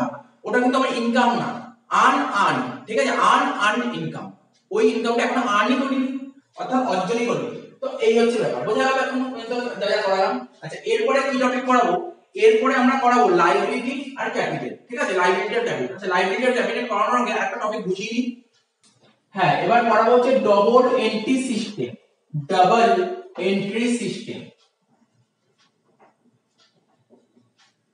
ঠিক আছে, আমাদের যে অ্যাকাউন্টেন্সিটা আছে না, আমাদের যে ফুল অ্যাকাউন্টসটা আছে না, অ্যাকাউন্টসটা কাজ করে পুরোপুরি ডাবল এন্ট্রি সিস্টেমে। তো এখন যদি তোমরা বলেছো ডাবল এন্ট্রি সিস্টেম জিনিসটা কি, বলছি তো আমরা যদি কাউকে জিজ্ঞাসা করি ডাবল এন্ট্রি সিস্টেম কি, তারা কি অ্যানসার দেবে জানো? তারা বলবে যে তারা যে ডাবল এন্ট্রি সিস্টেম অ্যানসার দেবে, আমি কিন্তু সেই অ্যানসার দেব না। তারা বলবে কি, বলবে ডুয়াল অ্যাসপেক্ট। ঠিক আছে, কেউ বলতে পারে ডুয়াল অ্যাসপেক্ট। ঠিক আছে, ডুয়াল অ্যাসপেক্ট। কেউ বলতে পারে ডাবল ইমপ্যাক্ট। কেউ বলতে পারে ডেবিট এন্ড ক্রেডিট। ঠিক আছে, ডেবিট এন্ড ক্রেডিট। বা তোমরা যদি তোমাদের যখন বই কেনা হয়ে যাবে, বইটা যদি দেখো দেখবে এটাই লেখা আছে। কোন বইতে লেখা থাকবে ডুয়াল অ্যাসপেক্ট, কোন বইতে লেখা থাকবে ডাবল ইমপ্যাক্ট, কোন বইতে লেখা থাকবে ডেবিট এন্ড ক্রেডিট। আমরা কিন্তু এটা বলবো। আমি কি বলবো, আমাকে যদি কেউ জিজ্ঞাসা করে ডাবল এন্ট্রি সিস্টেমটা কি, আমি কিন্তু তিনটার একটা কথাও বলবো না। ডাবল এন্ট্রি সিস্টেম আমি অন্য কথা বলবো। আমি বলবো ডাবল ইমপ্যাক্ট। এটা একটা ইমপ্যাক্ট, দেখো এটা একটা ইমপ্যাক্ট আর এটা হচ্ছে একটা ইমপ্যাক্ট, ডাবল ইমপ্যাক্ট। তার মানে আমি কি অ্যান্সারটা দেবো, দেখো আমি কি বলবো, একটা ইম্প্যাক্ট, অর্থাৎ আমাদের যে টোটাল যে বিজনেসে কি আসলো, বিজনেসে কি আসলো এবং কি চলে গেল, বিজনেসের মধ্যে কি আসলো এবং কি চলে গেল, এটা হচ্ছে একটা ইম্প্যাক্ট। আর একটা ইম্প্যাক্ট কি, এই যে বিজনেসে যা আসলো এবং বিজনেস থেকে যা চলে গেল, এই আসা আর যাওয়ার পেছনের কারণটা কি, রিজনটা কি, সেটা হচ্ছে ডবল এন্ট্রি সিস্টেম। আমি আর কিছু বলবো না, ডবল এন্ট্রি সিস্টেমটা কি বলবো, যে ডবল ইম্প্যাক্ট, ঠিক আছে, ডবল ইম্প্যাক্ট। তো একটা ইম্প্যাক্ট এটা, আর একটা ইম্প্যাক্ট হচ্ছে এটা। তো একটা ইম্প্যাক্ট কি বলবো, বিজনেসে কি আসলো এবং কি গেল, এটা একটা ইম্প্যাক্ট। আর একটা ইম্প্যাক্ট কি বলবো, এই যে বিজনেসে যা আসলো এবং যা গেল, এই আসা যাওয়ার পেছনে রিজনটা কি, এই রিজনটাকে বলে ডবল এন্ট্রি সিস্টেম। তা তোমাদের স্যার বুঝতে পারলাম না, বোঝাবো, ব্যাপারটা বোঝাবো, কোনো ব্যাপার নেই, উদাহরণে চলে আসছে, এটা বোঝার জন্য উদাহরণে চলে আসছে, এটা বোঝার জন্য আমরা উদাহরণে চলে আসছি। উদাহরণটাকে দেখো, দেখো এটাকে বলে ব্যালেন্স শিট। কি বলে, এটাকে ব্যালেন্স শিট। স্যার এটা কি একটা নতুন টার্ম, কোনদিন আগে শুনিনি, শোনোনি তো, বলে দিচ্ছি ব্যালেন্স শিট জিনিসটা কি, ঠিক আছে। তোমরা যখন ক্লাস 11 এর অ্যাকাউন্টেন্সি লাস্ট চ্যাপ্টার করবে তখন এটা শিখবে ব্যালেন্স শিট। তো এখন বলে দিই ব্যালেন্স শিট জিনিসটা কি। তো ব্যালেন্স শিট হচ্ছে একটা শিট, ব্যালেন্স শিট হচ্ছে একটা শিট, ঠিক আছে, যেই শিটে দুটো দিক থাকে, দুটো দিক, কোন দিক, দেখো এটা একটা দিক, এটা একটা দিক, দুটো দিক থাকে। একদিকে থাকে হচ্ছে তোমার অ্যাসেট, অ্যাসেট নাম তো শুনেইছো, কিছুই আগেই তো পড়ালাম, বেসিক অ্যাকাউন্টিং নামেই ছিল অ্যাসেট। একদিকে থাকে অ্যাসেট, কোন দিকে অ্যাসেট থাকে, ডান দিকে, ডান দিকে, এটা হচ্ছে ডান দিক, এটা হচ্ছে বাঁ দিক। ডান দিকে থাকে অ্যাসেট, ডান দিকে থাকে অ্যাসেট, অ্যাসেট কারণ অনেকগুলো অ্যাসেট থাকে তাই বললাম অ্যাসেট। আর বাঁ দিকে থাকে কি, ক্যাপিটাল এন্ড লায়াবিলিটিস। কি থাকে, ক্যাপিটাল এন্ড লায়াবিলিটিস। তাহলে কি বললাম, ব্যালেন্স শিট হচ্ছে একটা শীট, যেই শীটের দুটো দিক, একদিকে থাকে অ্যাসেট আর একদিকে থাকে লায়াবিলিটি আর ক্যাপিটাল। ডান দিকে থাকে অ্যাসেট, বাঁ দিকে থাকে লায়াবিলিটি এন্ড ক্যাপিটাল, এটাই হচ্ছে ব্যালেন্স শিট, ঠিক আছে। একটা বছরের শেষে, যে কোনো একটা বছরের শেষে ব্যবসার কত টাকা অ্যাসেট আছে, কতটা লায়াবিলিটি আছে, কতটা ক্যাপিটাল আছে, যেটা কিনা আমরা ব্যালেন্স শিটের মাধ্যমে জানতে পারি। তো দেখো, ব্যাপারটা শোনো, আমি একটা উদাহরণ দিচ্ছি, যেমন একটা বিজনেস, ধরো টাটা কোম্পানির কথা বলছি, কোন কোম্পানি, টাটা কোম্পানির কথা বলছি, টাটা কোম্পানি, ঠিক আছে। আচ্ছা, এখানে ধরো একটা লিখছি, এটা হচ্ছে অ্যাকাউন্টেন্ট, ঠিক আছে, এটা কি লিখছি, অ্যাকাউন্টেন্ট, ঠিক আছে, অ্যাকাউন্টেন্ট, এটা কি লিখলাম, অ্যাকাউন্টেন্ট, ঠিক আছে। এখানে কি লিখছি, রতন টাটা, জিনিসটা বোঝার চেষ্টা করবে, এটা হচ্ছে রতন টাটা। তাহলে কি কি লিখলাম, এটা লিখলাম টাটা কোম্পানি, এটা লিখলাম রতন টাটা, এটা লিখলাম অ্যাকাউন্টেন্ট। দেখো তোমাদের তো আগেই বলেছি, আগের ভিডিওতেই বলেছি, কোনো অসুবিধা নেই। কি বলেছিলাম, রতন টাটা কে, কি বলেছিলাম, রতন টাটা কে, রতন টাটা হচ্ছে টাটা কোম্পানির মালিক, রতন টাটা কে, টাটা কোম্পানির মালিক, ঠিক আছে। আর তেমন বলেছিলাম রিলায়েন্স কোম্পানির মালিক কে বলেছিলাম, আম্বানি বলেছিলাম, তো এরকম বলেছিলাম। তো রতন টাটা কে, টাটা কোম্পানির মালিক। তো দেখো টাটা কোম্পানি খুলবে বলে, আজকে যদি তুমি মনে করো একটা মুদিখানা দোকান খুলবে, দোকান খুলবে বললেই তো খোলা হয়ে গেল না, দোকান খুলবে বললেই তো খোলা হয়ে গেল। খুলতে গেলে কি লাগবে, স্যার পুঁজি লাগবে, টাকা লাগবে, টাকা ছাড়া তো কখনো খুলতে পারবে না। তো রতন টাটার ইচ্ছা হয়েছে টাটা কোম্পানি খোলা, ও টাটা কোম্পানি খুলবে বলেই তো খুলতে পারবে না, তার জন্য কি লাগবে, ও টাকা লাগবে। তার মানে আরেকটা জিনিস বলেছি, আমরা এনটিটি কিছুদিন আগে পড়েছিলাম, কি বলেছিলাম, এনটিটি কি বলেছিলাম, যেদিন যেদিন ধরো আমি যেদিন ব্যবসা শুরু করবো বলে ঠিক করেছি, যেদিন ব্যবসাটা শুরু করবো বলে ঠিক করেছি, অর্থাৎ ব্যবসা যেদিন শুরু হয়ে যাবে সেই দিন আমি আর বিজনেস টোটালি আলাদা। সাপোজ ধরো আমার, ধরো বিজনেসটার নাম কি, ধরো কমার্স গাইড, ঠিক আছে, আমার যে ব্যবসাটা কোচিং সেন্টার, এই কোচিং সেন্টার তো একটা ব্যবসা, তো সেটার নাম ধরো কমার্স গাইড, ঠিক আছে, এটা বিজনেস। আর হচ্ছে এই কমার্স গাইডের ওনারকে, ওনার হচ্ছে ধরো আমি প্রবীণ, ঠিক আছে। তো যেদিন আমার কমার্স গাইডটা ওপেন হয়ে গেল, যেদিন কমার্স গাইডটা চালু হয়ে গেল, সেদিন এই কমার্স গাইড আর প্রবীণ দুজনে আলাদা হয়ে গেল, দুজনে কি হয়ে যাবে, তাদের মাঝখানে দাগ হয়ে গেল, বিচ্ছিন্ন হয়ে গেল, সেপারেট হয়ে গেল, কোন দিন, যেদিন কমার্স গাইডটা প্রবীণ খুলে ফেললো, মানে মালিক, কমার্স গাইডের যে মালিক, যেদিন কমার্স গাইডটা, এই কমার্স গাইডের মালিক খুলে ফেললো, সেদিন কমার্স গাইড আর প্রবীণ দুজনে সেপারেট, বিচ্ছিন্ন হয়ে গেল, এটাকে বলে সেপারেট লিগ্যাল এন্টিটি, ঠিক আছে। তো আমরা যে অ্যাকাউন্টেন্সি করব, কমার্স গাইডের অ্যাকাউন্টস করব, ঠিক আছে, প্রবীণের অ্যাকাউন্টস করব না। একই রকম ভাবে যদি টাটা কোম্পানির কথা বলি, রতন টাটা যেদিন টাটা কোম্পানি ওপেন করলো, সেই দিন টাটা কোম্পানির রতন টাটা দুজনে আলাদা হয়ে গেল। কি বললাম, সেদিন রতন টাটা, টাটা কোম্পানি দুজনে আলাদা হয়ে গেল, অর্থাৎ সেপারেট হয়ে গেল। আমরা যে অ্যাকাউন্টেন্সি করব, রতন টাটার অ্যাকাউন্টস করব না, আমরা টাটা কোম্পানির অ্যাকাউন্টস করব। এই যে অ্যাকাউন্টেন্ট, টাটা কোম্পানির যে অ্যাকাউন্টেন্ট, ও কার অ্যাকাউন্টস করবে? ওকে রতন টাটার কথা শুনবে না টাটা কোম্পানির কথা শুনবে? স্যার ওকে পেমেন্ট করে টাটা কোম্পানি, ওকে প্রতি মাসে যে স্যালারি দেয় টাটা কোম্পানি দেয়, ও টাটা কোম্পানির কথা শুনবে, ও রতন টাটার কথা শুনবে না। তো আমরা যে পুরোপুরি যে অ্যাকাউন্টসটা করব না, আমাদের যে পুরো টোটাল অ্যাকাউন্টসটা করব কিন্তু বিজনেসম্যানের অ্যাকাউন্টস করব না, অর্থাৎ মালিকের কথা আমরা শুনবো না, মালিকের অ্যাকাউন্টস করব না, আমরা মালিকের দিক থেকে চিন্তা ভাবনা করবোই না, যা করবো ব্যবসার দিক থেকে দেখবো। ঠিক আছে, যা দেখবো সব পুরো ব্যবসা দিক। আমরা যে যে বেসিক অ্যাকাউন্টিং 7টা ক্লাস করলাম, যতগুলো টার্ম করালাম, গুডস করালাম, পারচেজ করালাম, সেল করালাম, ক্যাপিটাল, তো সমস্ত জিনিস যে দেখলাম সব কিন্তু আমরা বিজনেসের দিক থেকে দেখলাম, বিজনেসম্যানের দিক থেকে দেখিনি। তো আশা করি কনসেপ্টটা বুঝতে পেরেছো, আশা করি বুঝতে পেরেছো। এটা হচ্ছে সেপারেট লিগ্যাল এন্টিটি। ঠিক আছে, সেপারেট লিগ্যাল এন্টিটি জিনিসটা কি? সেপারেট লিগ্যাল এন্টিটি হচ্ছে, বলছে যে বিজনেস, এটা যে বিজনেস আর হচ্ছে বিজনেসম্যান মানে ওনার, মালিক আর ব্যবসা দুজনে পুরোপুরি আলাদা। তো দেখো রতন টাটা যে টাটা কোম্পানি ওপেন করবে, ওকেই তো প্রথমে টাকাটা নিয়ে আসতে হবে। তো রতন টাটা দেখো ওর ঘর থেকে, টাটা কোম্পানিতে কি নিয়ে আসবে? আরে আজকে যদি আমি একটা ব্যবসা খুলতে চাই, আমার বাড়ি থেকে তো টাকা নিয়ে যেতে হবে ব্যবসা খোলার জন্য। তো রতন টাটা ধরো বাড়ি থেকে কি নিয়ে এসেছে? রতন টাটা বাড়ি থেকে টাটা কোম্পানিতে ক্যাশ নিয়ে এসেছে, ঘর থেকে টাকা নিয়ে এসেছে। কত টাকা নিয়ে এসেছে? ধরো ব্যবসা শুরু করতে 20 লাখ টাকা নিয়ে এসেছে। কি নিয়ে এসেছে? ব্যবসা শুরু করতে 20 লাখ টাকা নিয়ে এসেছে। তার মানে কে 20 লাখ টাকা কে নিয়ে এসেছে? স্যার রতন টাটা নিয়ে এসেছে। রতন টাটা 20 লাখ টাকা নিয়ে এসেছে। কোথায় নিয়ে এসেছে? টাটা কোম্পানি নিয়ে এসেছে। আচ্ছা টাটা কোম্পানিতে কি আসলো? দেখো এই যে টাটা কোম্পানির যে অ্যাকাউন্টেন্ট, ধরো টাটা কোম্পানির অ্যাকাউন্টেন্টের নাম ধরছি, ধরো সুমন। ঠিক আছে, টাটা কোম্পানির অ্যাকাউন্টেন্ট হচ্ছে, তার নাম সুমন। ঠিক আছে, সুমন কি দেখবে? সুমন দেখবে টাটা কোম্পানিতে কি এসেছে? সুমন দেখবে টাটা কোম্পানিতে 20 লাখ টাকা এসেছে। 20 লাখ টাকা মানে ক্যাশ। টাকাটা মানে কি? ক্যাশ, মানি। টাকা মানে তো মানি, ক্যাশ। তাহলে ক্যাশ তোমার অ্যাসেট। তাহলে বিজনেসে অ্যাসেট কত এসেছে? বিজনেসে অ্যাসেট মানে ক্যাশ এসেছে 20 লাখ টাকা। ঠিক আছে, তো আবার বলছি, টাটা কোম্পানির অ্যাকাউন্টেন্ট একজন সুমন। ঠিক আছে, সুমন কি দেখছে? সুমন দেখছে যে টাটা কোম্পানিতে 20 লাখ টাকা এসেছে। 20 লাখ টাকা, টাকা তো তোমার ক্যাশ, আর ক্যাশ তো অ্যাসেট, তাহলে অ্যাসেট তো অ্যাসেটই বসবে। তাই অ্যাসেট এসেছে কত? বিজনেসে 20 লাখ টাকা। তো এই 20 লাখ টাকাটা, 20 লাখ টাকা কোথা থেকে এসেছে?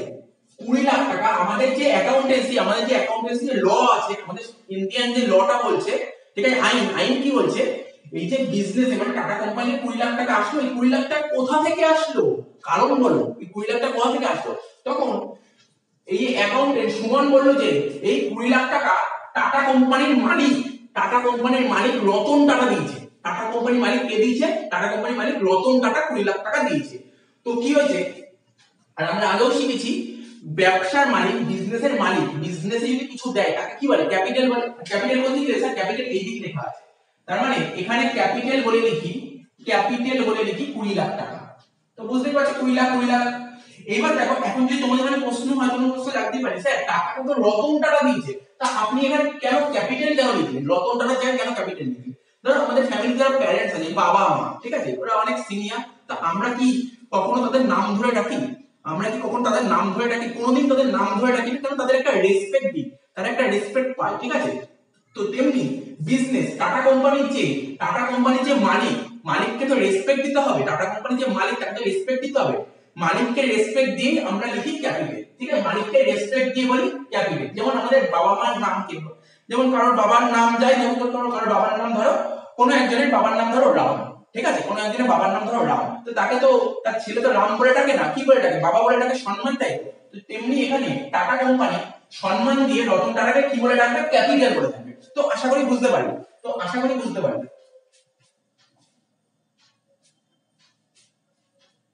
এবার তোমাকে যদি তোমরা যদি কাউকে জিজ্ঞাসা করো ক্যাপিটাল জিনিসটা কি, তখন কি বলবে? সবাই বলবে যে বিজনেস স্টার্ট করার সময় বিজনেসে যে টাকাটা নিয়ে আসা হয় তাকেই ক্যাপিটাল বলে। কি বলবে? বিজনেস স্টার্ট করার সময়, ধরো এই টাটা কোম্পানি শুরু করার সময় রতন টাটা যে 20 লাখ টাকা নিয়ে এসেছে সেটাই ক্যাপিটাল। আরে 20 লাখ টাকা তো এখন সামনে নেই, টাকাটা ক্যাপিটাল বলে? আরে তোমরা 500 টাকার নোট দেখেছো, 2000 টাকার নোট দেখেছো, 100 টাকার নোট, 200 টাকা, ওটা কখনো ক্যাপিটাল হতে পারে? আরে টাকা তো ক্যাশ কখনো ক্যাপিটাল হতে পারে? ওটা কিন্তু ক্যাপিটাল না। ও যে টাকাটা নিয়ে আসলো, আমাদের অ্যাকাউন্টেন্সি কি বলছে? রতন টাটা যে 20 লাখ টাকা নিয়ে আসলো, ঠিক আছে, ওটা তো ক্যাশ। ক্যাপিটাল কোনটা?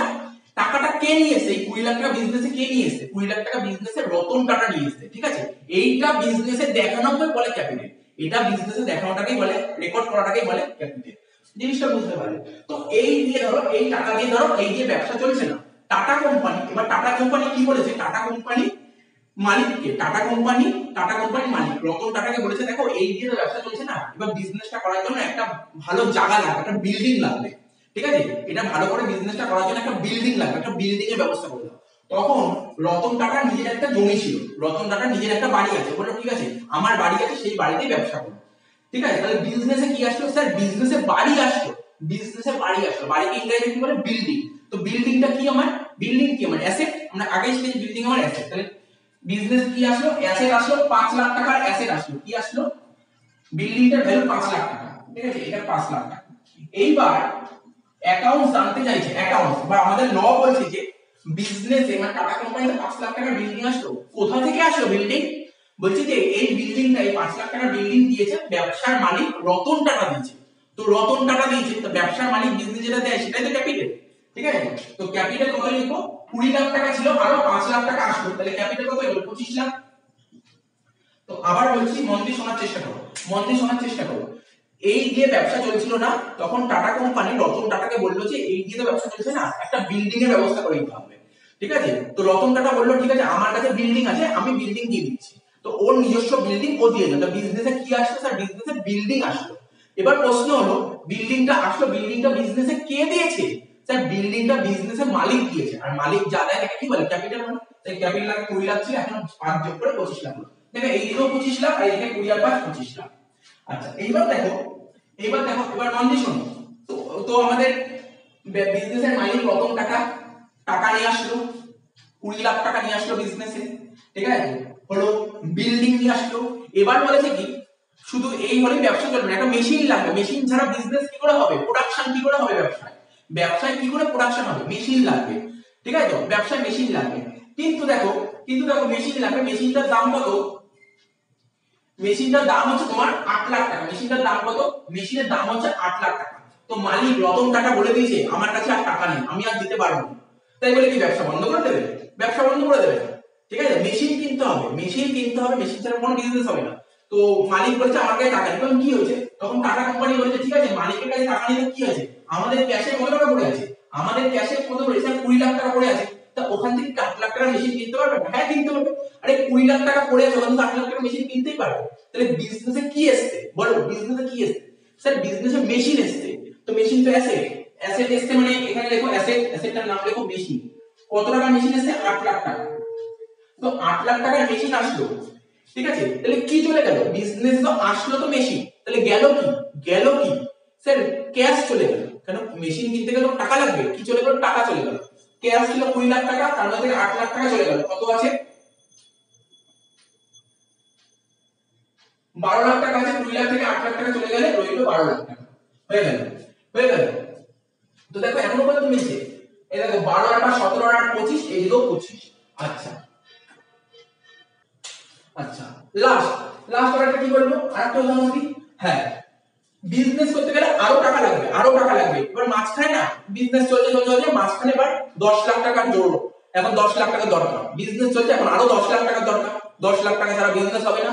মালিককে বললো, টাটা কোম্পানির রতন টাটা মানে মালিককে বললো আরো 10 লাখ টাকা লাগবে। মালিক বললো দেখো আমি আর টাকার ব্যবস্থা করি, ধরো টাকা আমার কাছে আর নেই। তাহলে কি ব্যবসাটা বন্ধ করবে না, তখন কি হবে, তখন টাটা কোম্পানি কি করবে, টাটা কোম্পানি না বাইরে কোনো জায়গা থেকে টাকা জোগাড় করার চেষ্টা করবে। বাইরে মানে কোথায় চলে যাবে, ও ব্যাংকের কাছে চলে যাবে, ও ব্যাংকের কাছ থেকে টাকা নেওয়ার চেষ্টা করবে। ব্যাংকের কাছে কি বলবে, দেখো আমি ব্যবসা শুরু করেছি, তো আমার এখন দরকার হয়েছে, টাকার দরকার। তো ও চলে গেল কোন ব্যাংকে, চলে যে কোনো একটা ব্যাংকে যাবে, যে কোনো ব্যাংকে যেতে পারে। আরে ও ব্যাংকের থেকে টাকা নেওয়ার কথা নেই, কিন্তু বন্ধু বান্ধবের থেকেও টাকা নিতে পারে, বাইরে যে কোনো জায়গা থেকে টাকা নিতে পারে। তো বললাম সবচেয়ে ওর মনে হবে যে না ব্যাংকের কাছে চলে, কারোর কাছে যাবো কেন, ব্যাংকের কাছে চলে যায়, ব্যাংক আমাকে টাকা দেবে। তো ব্যাংকে চলে গেল, কোথায়, সামনে এইচডিএফসি ব্যাংক আছে, এইচডিএফসি ব্যাংকে চলে গেল, টাকার দরকার, ও এইচডিএফসি ব্যাংকে চলে গেল। তো দেখো কত টাকা দরকার, 10 লাখ টাকা দরকার। এইচডিএফসি ব্যাংক সমস্ত কাগজপত্র দেখলো, বললো ঠিক আছে আমি দেবো, আমি টাকা দেবো। তাহলে কি করলো, এইচডিএফসি ব্যাংকের থেকে টাকা জোগাড় করলো, মানে এই টাকা জোগাড়টা কি করে, লোন নিল। তাহলে বিজনেসে কি আসলো, বিজনেসে কিন্তু লোন আসেনি, লোনের বদলে টাকাটা এসছে। আমরা যদি কারোর থেকে লোন নিই, লোনের বদলে কি আসে, টাকা আসে না, টাকা এসে বিজনেসে কত টাকা আসছে স্যার, 10 লাখ টাকা এসছে। 12 লাখ টাকা ছিল, আরো 10 লাখ টাকা আসলো, তাহলে টোটাল কত হলো, টাকা কত হলো, 22 লাখ হলো, ঠিক আছে। এই 10 লাখ টাকা কে দিল ব্যবসায়? এই 10 লাখ টাকা ব্যবসায় কে দিল? মালিক দিয়েছে। এই 10 লাখ টাকা কি ব্যবসায় মালিক দিয়েছে? না স্যার, মালিক দেয়নি, মালিকের টাকাই নেই। তাহলে কে দিয়েছে? বাইরের লোক, বিজনেসের বাইরের লোক দিয়েছে। তো বাইরের লোকটা কে? Sir HDFC bank. এইচডিএফসি ব্যাংকের থেকে লোনটা নিয়েছে। তার থেকে HDFC bank, HDFC bank loan কত টাকা? 10 লাখ টাকা। তাহলে বুঝতে পারলে তো? তো ব্যবসায় যে বিজনেসে যে আরো 10 লাখ টাকা আসে, টাকা কমে 10 লাখ টাকা আসে, 10 লাখ টাকা কে দিল? HDFC bank. এইচডিএফসি ব্যাংকে বিজনেসে স্যার বাইরের লোক, আউটসাইডার, ঠিক আছে। তো বুঝতে পারলে আউটসাইডার, এখানে লিখে দিলে 10 লাখ টাকা। তাহলে এখানে কত? 25 আর 10 যোগ করে কত হলো? 35 লাখ। আর এখানে লিখলাম 35 লাখ। তো দেখো বুঝতে পারলে ব্যাপারটা। এবার আমি তোমাদের লিখে দিই ক্যাপিটাল আর লাইবিলিটি জিনিসটা করে লিখে দিই। লিখে নাও ক্যাপিটাল আর লাইবিলিটি জিনিসটা।